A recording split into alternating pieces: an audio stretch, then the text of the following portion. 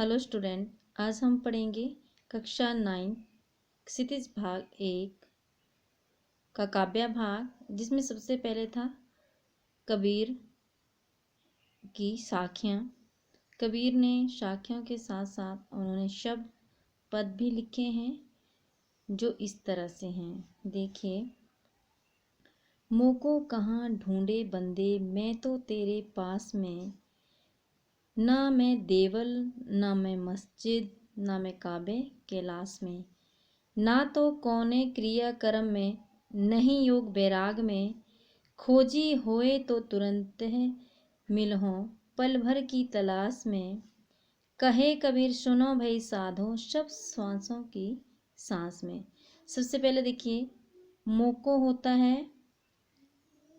मुझे, बंदे मनुष्य या मानव, और देवल होता है मंदिर, और काबे होता है जो मुसलमानों का जो पवित्र स्थल होता है। कैलाश होता है हिंदुओं का पवित्र स्थल, कैलाश पर्वत। कोने होता है किसी भी कोने में। बैराग होता है बैराग्या। खोजी होता है खोजना। तुरंत होता है जल्दी मिल ही मिलेगा। और आगे है श्वासों होता है सांस। और आगे देखिए, अब मोको कहाँ ढूंढे बंदे। कबीरदास जी कहते हैं कि हे मनुष्य, तो मुझे कहाँ ढूंढ रहा है। मैं तो तेरे पास में, मैं तो तुम्हारे हृदय में निवास करता हूँ। ना मैं देवल में, ना तो मैं किसी मंदिर में हूँ, ना मैं मस्जिद, ना ही मैं किसी मस्जिद में हूँ, ना काबे कैलाश, और ना ही मुसलमानों के पवित्र स्थल काबा में हूँ, और ना ही हिंदुओं के पवित्र स्थल कैलाश में हूँ। ना तो मैं कौने क्रिया कर्म में, ना ही मैं किसी क्रिया कर्म में हूँ, जो मनुष्य क्रिया कर्म करता है उसमें हूँ, ना ही मैं किसी योग या वैराग्य में हूँ, अर्थात ना ही मेरी जो प्राप्ति है, जो मनुष्य जो झूठे क्रिया कर्म के जो झूठे आडंबर करते हैं उनसे हो सकती है, और ना ही मेरी जो प्राप्ति है वो योग साधनाओं से हो सकती है। मैं जो व्यक्ति झूठे वैराग्य धारण करते हैं, मैं उन्हें नहीं मिलता हूँ। खोजी हुए तो तुरंत मिले। यदि मनुष्य मुझे अपने हृदय में खोजता है तो मैं शीघ्र ही मिल जाता हूँ पल भर की तलाश में। यदि मनुष्य सच्चे मन से मेरा नाम लेता है, और मेरा भक्त है मुझे सच्चे मन से पुकारता है, तो मैं पल भर की तलाश में ही मिल जाता हूँ। कहे कबीर सुनो भाई साधु। कबीरदास जी कहते हैं, हे भाई साधुओं सुनो, सब सांसों की सांस, मैं तो तुम्हारी सांसों की सांस में बसता हूँ। मुझे अपने भीतर ही खोजने का जो प्रयास है तुम लोग करो। अर्थात कबीरदास जी कहते हैं कि हे साधु भाइयों सुनो, मैं मनुष्य की प्रत्येक सांस में बसता हूँ, सिर्फ मुझे खोजने का प्रयत्न करो, मैं तुम्हें शीघ्र ही मिल जाऊंगा। कहने का भाव यह है कि भगवान जो हैं कहीं भी, न किसी मंदिर में, न किसी मस्जिद में, और ना ही मनुष्य किसी ना ही भगवान किसी बाह्य आडंबर जो मनुष्य करते हैं, और ना ही योग साधना में वो मिलते हैं। कबीरदास जी कहते हैं कि यदि एक भक्त भगवान को सच्चे मन से पुकारता है तो भगवान जो हैं पल भर की तलाश में ही मिल जाते हैं। अर्थात भगवान जो हैं मनुष्य के प्रत्येक सांस में बसते हैं, उन्हें इधर उधर खोजने की कोई आवश्यकता नहीं है।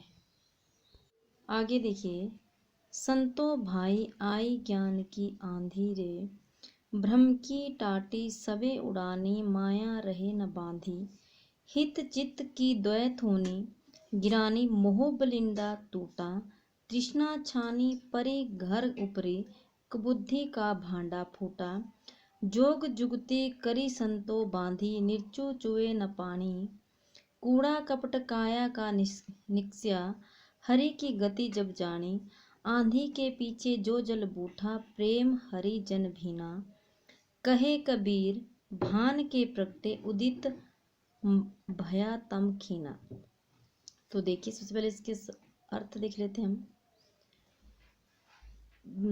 भ्रम होता है धोखा, टाटी होता है छप्पर, और आगे होता है उड़ानी उड़ गया, बांधी बंधा हुआ, हित चित होता है हानि लाभ, मन और चित्त द्वय दोनों। बलिंडा होता है छप्पर को संभालने के लिए जो खंभा लगाया जाता है उसको बलिंडा कहते हैं। तृष्णा होती है माया, और कुबुद्धि होता है बुरी बुद्धि। भांडा फूटना का अर्थ होता है भेद खुल जाना, और जोग युक्ति साधुओं के द्वारा जो युक्ति बनाई जाती है। निर्चु होता है थोड़ा भी, चूहे होता है नीचे गिरना, पानी होता है पानी। कूड़ कपट यानी कूड़ा करकट, निक्षय होता है निकलना, जानी होता है जानना, आंधी होता है तूफान, बूठा होता है वर्षा, और भान होता है सूर्य, प्रकट होता है प्रकट होना, ये उदित होना, और खीना का अर्थ होता है क्षीण, और तम होता है अंधेरा। तो देखिए, संतो भाई आई ज्ञान की आंधी रे। कबीरदास जी कहते हैं कि हे भाई, मेरे हृदय में ज्ञान रूपी आंधी जो है वो चलने लगी है। भ्रम की टाटी सबे उड़ानी, और इससे भ्रम रूपी छप्पर जो है वो उड़ गया है। माया रहे न बांधी, जिस इसमें ब्रह्म छिपा हुआ था, माया अब जीव को बांधकर नहीं रख सकती। अर्थात इसकी सारी सामग्री जो है इधर उधर बिखर गई आंधी के आने से, ज्ञान की आंधी आने से।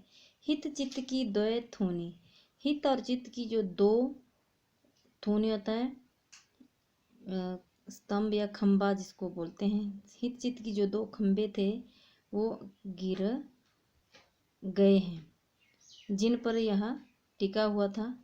मोह बलिंडा टूटा, और ये मोह रूपी छप्पर जो है वो अब टूट गया।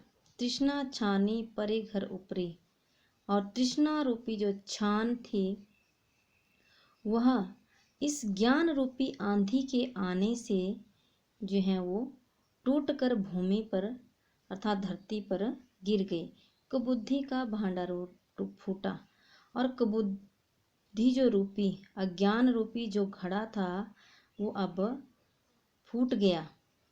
अर्थात अज्ञान और विषय वासना का उसके जीवन में कोई स्थान है, यानी कि मनुष्य के जीवन में जो विषय वासना थी या अज्ञान था उनका कोई स्थान नहीं रहा।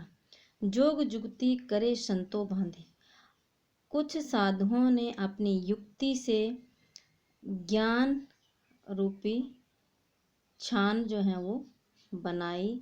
निर्चु चुए न पानी, अब उससे थोड़ा भी पानी जो है नीचे नहीं गिर रहा है।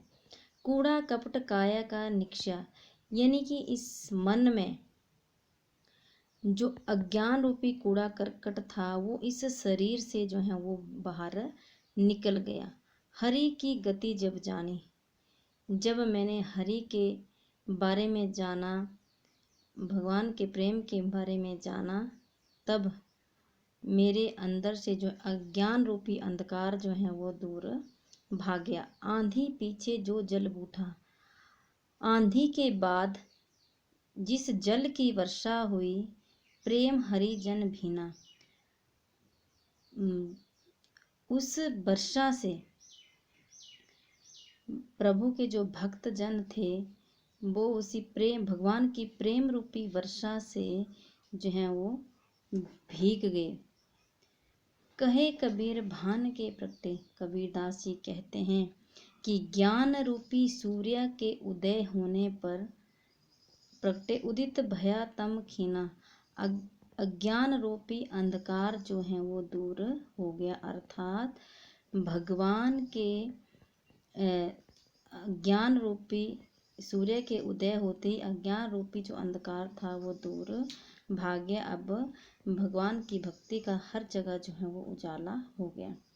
इसमें कहने का भाव यह है, कबीरदास जी कहते हैं कि इसमें कहने का भाव यह है कि जब ज्ञान रूपी आंधी आई तो उसमें जो मनुष्य के अंदर जो अज्ञान रूपी अंधकार था वो क्या हुआ, वो दूर भाग गया और मनुष्य के हृदय में जो है प्रेम जो है वो, भगवान के प्रति प्रेम जो है वो प्रकट हो गया।